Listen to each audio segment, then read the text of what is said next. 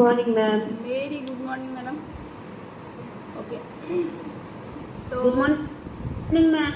Very good morning madam. Good morning ma'am. Very good morning sir.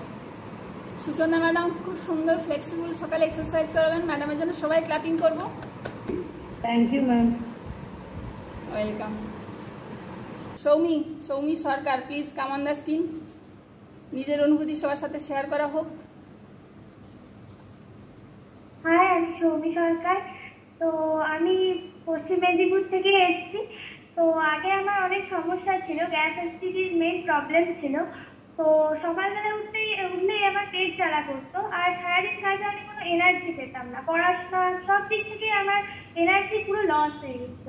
আর যখন আমি খেতাম আমার খাওয়ার ইচ্ছাটাই ছিল না, মানে খিদাই পেত না। যখন আমি এমনি ভাত বা তরকারি কিছু একটা খেতাম আমার খাওয়ার কোনো ইচ্ছাই ছিল না, কিন্তু এখন দেখছি সেই ইচ্ছাটা আমার বেড়েছে। যতদিন ধরে আমি সিস্টেমে জয়েন হয়েছি এবং ওই খাবারগুলো খাচ্ছি, তো আমি এখন খুব ফিট আছি এবং এখন আমার এনার্জিও আমি পাচ্ছি এবং পড়াশোনাতে আমার মনও বসেছে।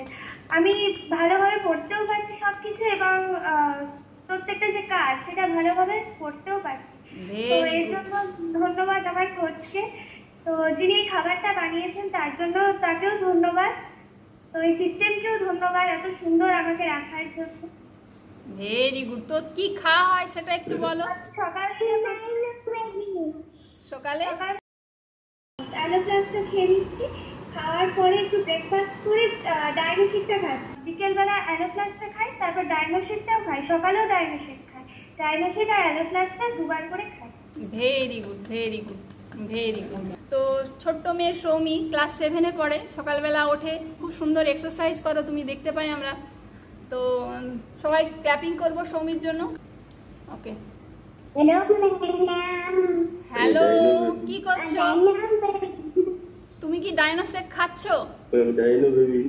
তুমি ডাইনো বেবি ডাইনোসেক খাচ্ছ? কেমন লাগে ডাইনোসেক খেতে? কেমন লাগে ডাইনোসেক খেতে বলো? হেভি হেভি ভাই, heavy heavy. Very good very good. কি নামটা বলে দাও, তোমার নামটা বলে দাও। নামটা?